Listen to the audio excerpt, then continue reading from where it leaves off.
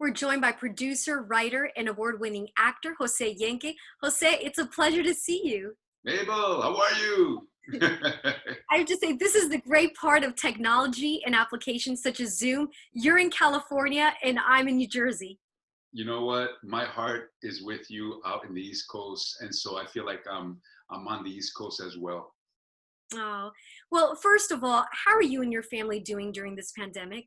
Yeah, we're doing good. I'm so grateful that we have this platform with the Zoom.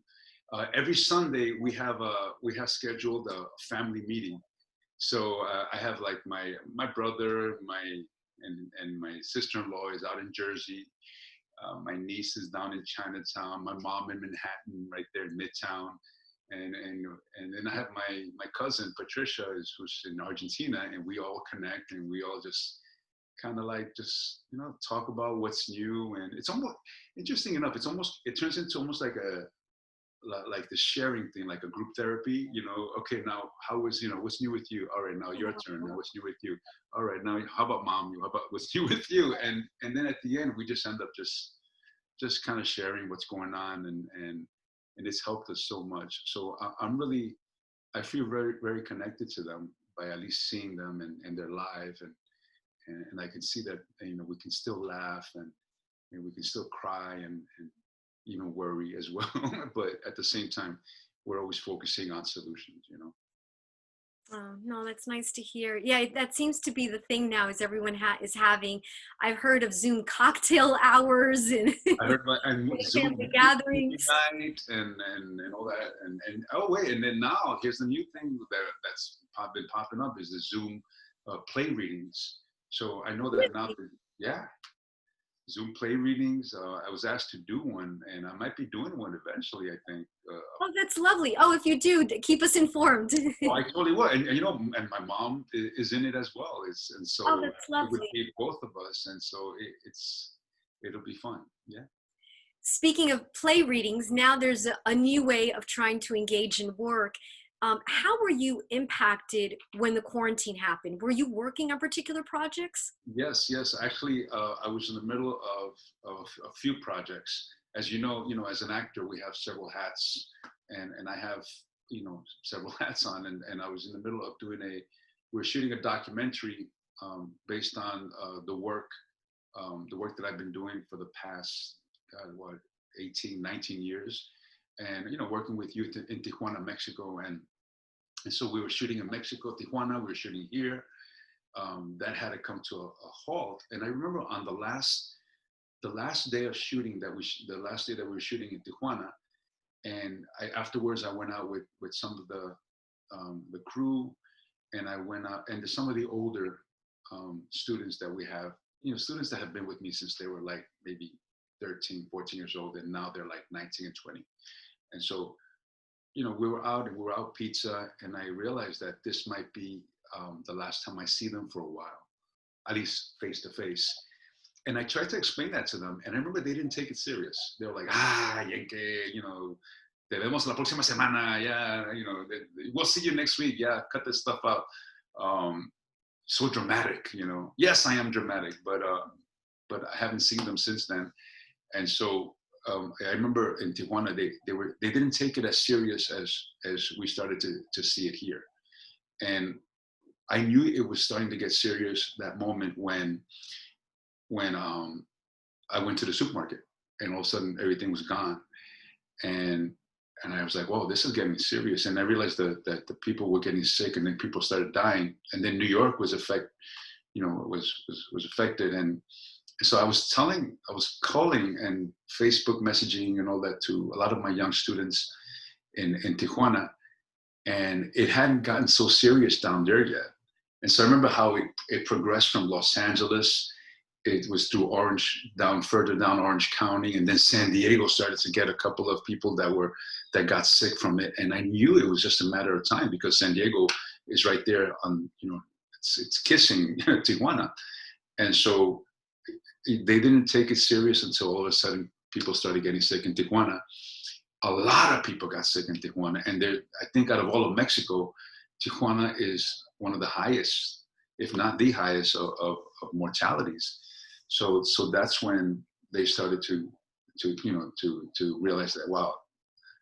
So it's impacted me, like in my profession is with the documentary, with the going and shooting with them, in many ways. Not just the fact that we had to stop work, but there's a connection that I have with them, and the way I worry about my family in Tijuana, I have another family as well, and it's my chosen family, and they're in, I'm sorry, I'm talking about Tijuana in New York. My family in Tijuana, I worry about them, and so that has been a challenge as well. Um, we're not that far from each other. Talking about these students in Tijuana, this Yes. is an extension of your nonprofit, Arts for a Better Tomorrow, correct? Yes, yes, yes. It's so funny because you asked me how did this pandemic affect me. It affected me across the board. So with the nonprofit called Arts for Better Tomorrow, we do work with kids here in Los Angeles as well as with kids in Tijuana, and so as part of this is why we're also shooting this documentary, because the documentary, this whole journey that I'm going through, started way before the nonprofit. I think the nonprofit, I think we formed it in 2014, but the work has been going on since way before then, and it's been a long journey. It's been amazing, but this whole pandemic kind of throws this wrench in it. And I know that I'm not speaking only for myself. I'm speaking for many people. But it has been, it just added to the roller coaster. Your life itself, life on its own is a roller coaster. And then all of a sudden this hits and you just get taken off that roller coaster and you get taken onto another, a bigger one that you didn't sign up for, that you didn't buy a ticket for, but it is what it is, So it has been a challenge, yeah.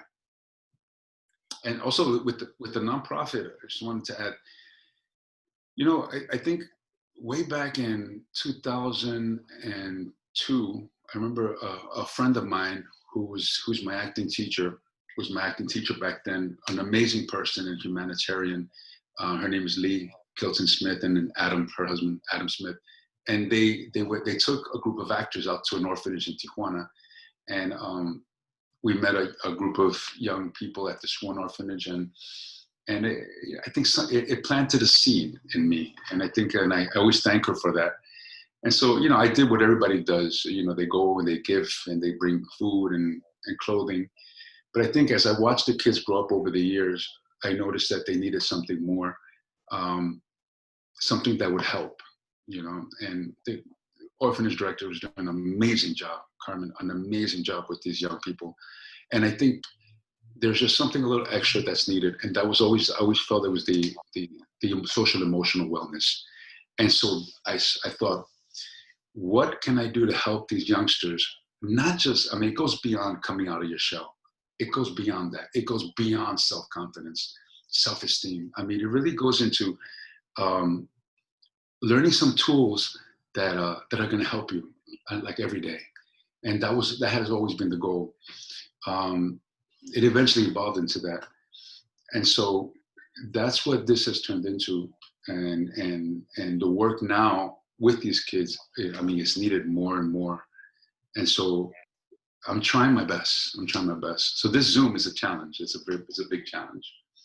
It's beautiful that you've taken your love for the arts and you're blending it into the lives of young people that may not necessarily have that type of exposure to it, which is just so lovely. So you've now created you have these two passions, the humanitarian side of helping others, while exploring, your own creative side. It had, when I say a challenge, I say it in with a positive way, because I was introduced to acting when I was 14 years old. But what a lot of people don't realize that, I was introduced to it because at 14, I was in trouble. I was lost. My mom put me into an acting workshop. During that acting workshop, I went from a 230-pound stuttering young man to a person who felt comfortable with themselves. So the person who brought down, which is the art, which is in this case was an acting workshop, it was able to bring down that protective barrier that I hid behind, and I was able to live and see life and experience things, and it was amazing. I think that the arts, I still think the arts are not given the credit that it deserves, and I got to say that what I went through when I was 14 has stayed with me, and how the arts helped me. So it's not a surprise that years later it surfaces that I work with a group of young people in Tijuana. I meet them, and then I realize, wait a minute, what worked with me when I was 14, could it work with them? And so that's what this whole journey has been. And that's actually where the documentary comes in. It's just to kind of to show all of the walls that I went running into with this project and with this adventure. It has been an adventure.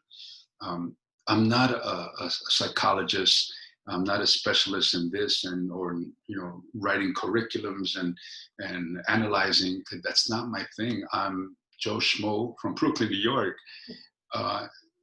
It's just something that landed on my lap, and I chose not to just push it off my lap anymore. I really kind of leaned into it and said, okay, you know something, the universe is putting this in front of me, and I have to, instead of saying, why, I've got to learn how to say why not. Let me try it, and that's what this has turned into. So it's great that my passion for acting now has merged with this passion that I have for this acting program that I developed for these young people, to help teach them the tools that they're going to need for life, and give them some of the tools that they're going to be able to use, not just now, but use in the future. And believe it or not, I think out of the hundreds of kids that have come through the program here in Los Angeles and in Tijuana, maybe 2 turned out wanting to be actors. I think the rest are just, they went off to get married and went off to have kids and go to school and go to universities. And I think that's that is what the goal is. And I'm not saying that because, we don't need any more actors. No, we could always use more actors. But the goal with this thing, with this workshop, is to help teach these kids the tools that they're going to need. And these are tools that are definitely necessary. Because as we know now, especially with this whole thing with the pandemic, everybody's staying at home, isolating, feeling lonely in their isolation, uncertainty, definitely the emotional wellness is what's key. And so for me, it's always been a struggle, what goes on inside. And so now that this type of work is surfacing, that it's needed, I feel like, wow, finally, people can see it, that it is needed, and it feels good now. It's nice. Yeah, you're not alone, and it's nice to see that vulnerability that you're willing to share with them, that I'm sure comes across to them. And that vulnerability makes me think about your career as an actor. You've had the opportunity to participate in so many great projects. I mean, everything from television, CSI Miami, Law and Order SUV, to the big screen, opposite Benicio del Toro in Traffic. I mean, you really have had the opportunity to kind of explore so many different things, which at times, I'm assuming, forces you to get to that vulnerable side. So I have 2 questions. One that comes to mind is, do you have a favorite project?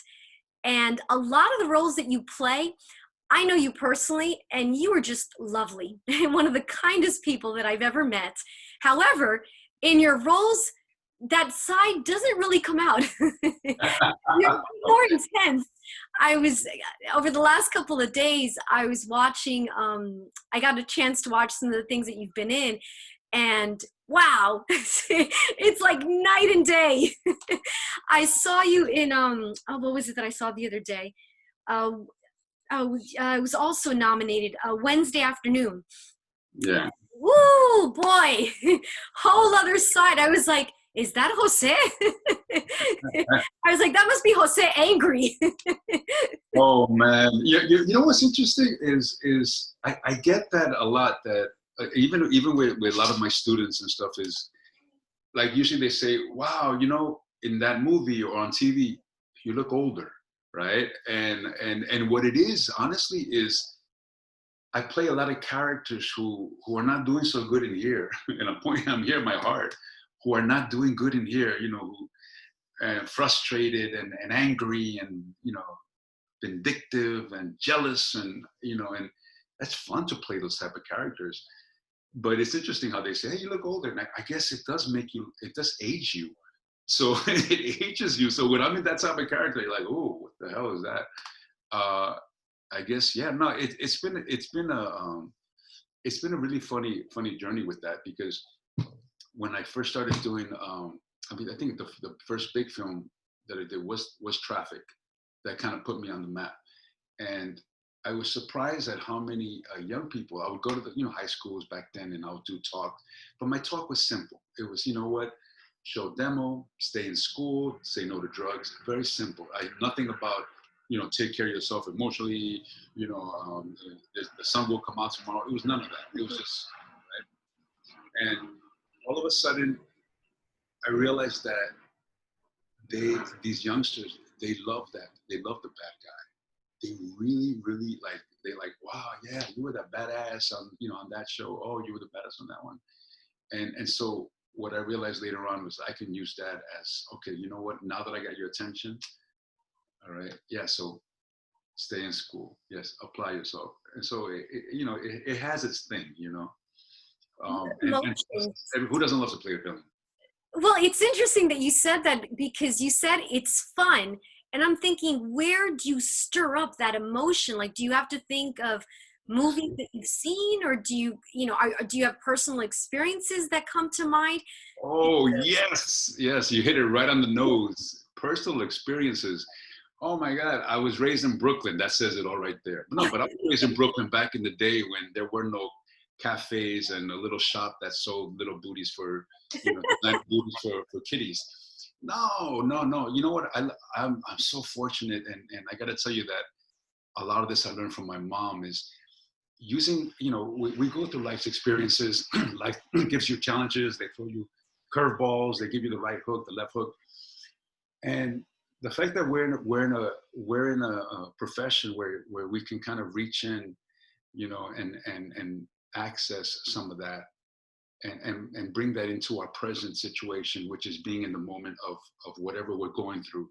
So if somebody's being deceptive, with me in a scene, and I have to somehow retaliate or have to connive and plan something, then there's a reason behind everything, and so there's always something to pull from.